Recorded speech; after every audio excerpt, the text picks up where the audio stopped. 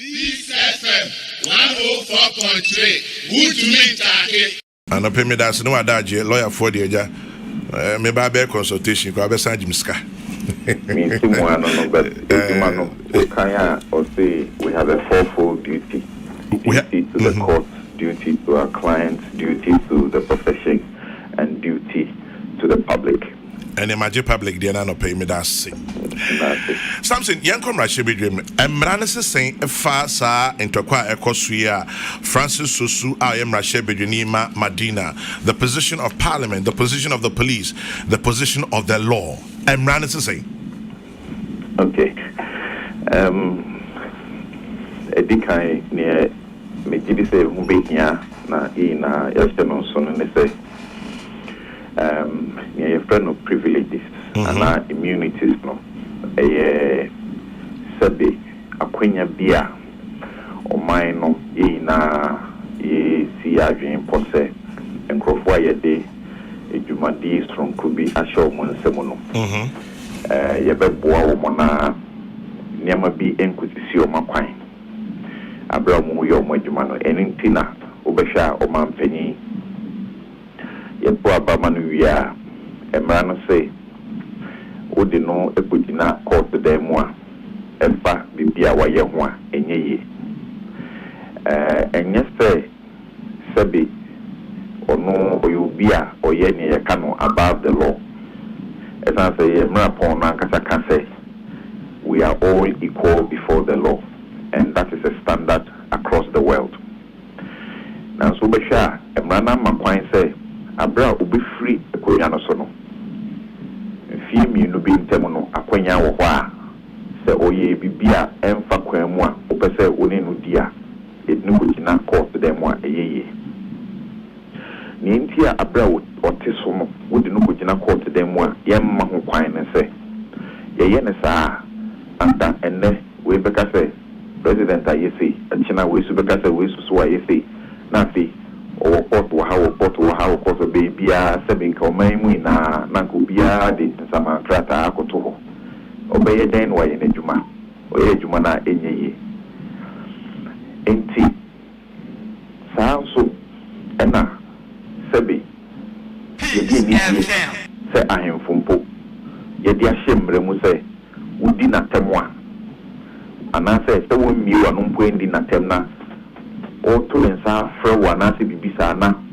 waye niam bi na ekse sebe udi na temono no ana opeso ogu no fi no emra ehye se wo ye saa wo bu mra yitimi etwa fine maw ana otimi ko de fiase bosumi infia ye mra hwebejefo eno so emra na hyehyɛ sɛbi ya nhwe ne yi a obitumi afo abama obi sɛ onkogina wanem no wonka wasɛm mawo nanso sɛ ekoba so ye n'adwuma na wanhwa na ye de nneɛma bi akosisi na kwam no ntumi anya n'adwuma enti article 117 and 118 ama kwan na feso say 122 ama kwan sɛ itimi emomo privileges be and immunities be.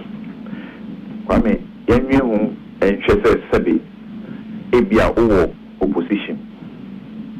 Na sisia yetowe ye mrahwe bedwam ye hu se ade no emu apai. Na nka ye kwa koto ababi o parliament. Na abanya wote so no. Ehu ne se ade ya ye kwa koto ye beputia ye.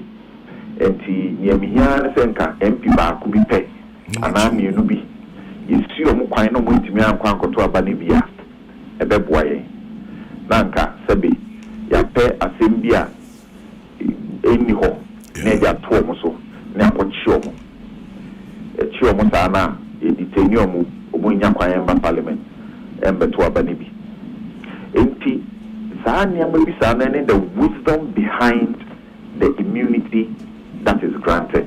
Okay. Now immunity no kind 14117 any immunity sabi exception end down and I say immunity Sebi, a trafa, or say, on your way to attending at or returning from proceedings of Parliament. Enti, abra wasi kwa so a wonko emrahye bedwum ho no. O say, emayemfa ayi court krata ana summons bi emfa mbehye unsemu emfa en hawada ji say ensi ukwan say obetumi aba Parliament. Yeah. And as the Ufri Parliament so ba what time was you na Ufri Parliament ba no e ma ye nyo sa and now face wa bra attending at abra wu gusu a wu ye adwuma no say Parliament will proceedings bi koso na wu di adwuma no eni kwan say ye tro but nye ewo ho no kreba ko da ho ni sabi enye emre bia ena de bia ena uko se uko ye Parliament adwuma ewo brashe bedwum anase committees adwuma ewo se we ye sabi ye mamu ha no ye mu say for a long time now nipa no sabi ko sia de bi mpo a ko ba bia ko ye no ani private business no o say Parliament adwuma ti yetimi a enyeyi and now the court krata amami a enyeyi abra mo vacation o mako recess no mpo no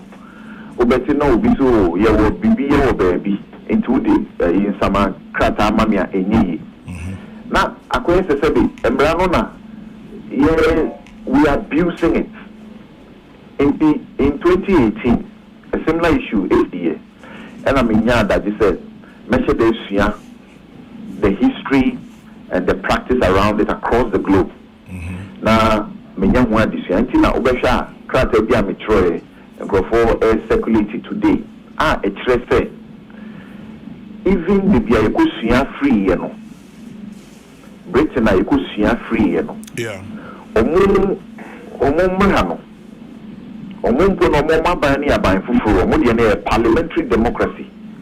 There is the supremacy of Parliament. Say ya hase ya say president and na tumi no kese na ekura no. Omo de no tumi no kese na ekura Parliament. Ya hase ya constitutional supremacy. Iti ade bia obeya any constitution na go ebura no. The law says is null and void. Okay. But ansa na de menka omo ho no se ne omo ye no mpo no. Omo hihye se omo sesa omo de no mpo no. Kwa menti ye say who call Parliament ana free Parliament ba ana ugina ona so e Parliament ye omo adwuma ana so ugina mo meeting bi mu a ye de krata bi ma wanye ya na ye toa enye ya nti e kire se sebi uti ukemu who call Parliament odi ka na abo obi ekunu kwan so police for nyina ho enye hwe ha enhwe say odi wo privilege binti yeso mu a enye yi eno na make say there is a certain absurdity in the way we are overextending the interpretation of the law. Enti abuse abem kese abuse no akoso ache utie sika abra wo issue a summons to police force omra meshe bejomo ho no can say some cases no bebre ebananim a police for ehia MPs so mo be investigation and also mo hia so mo be MPs na omako ka assembly nanso bibi eha no enti obehwe kra na say dibufu or dibufu so e na no dey kana asem no enu nti eha me kese say police for mo say ada demonstration no course no na omo yes omo chi madam for pa so okay obi are madam for papa free schools na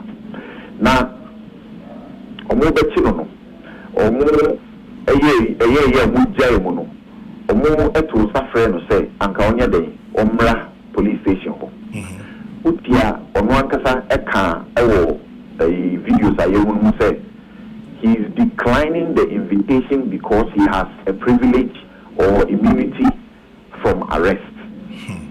Ochirechire mu kan say demonstration na oye no eye parliament ejuma and oye eho na abuse no shaase no enchire MP una mu constituency eye ejuma eno no embra no ekavao ese se una mkwa so ekomrache bejo ana wugina ho ye ejuma ana omumu etu ejuma bi esiwa wo se moye na mo ye ana wugina so gina ona so ye ana se we free wa wo wapon a wo pia akọ ye chiwa enyiye na enumpo no na menka se e wo se yehu se eyi exception every rule there is an exception enti your friends say in the US omumuni no omudi enso na maye no nie say exception a woman ni say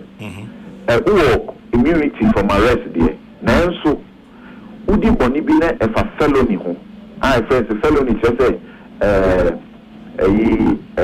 wo bumra at the corner wire no serious and now on felony and now serious offense and now breach of the peace.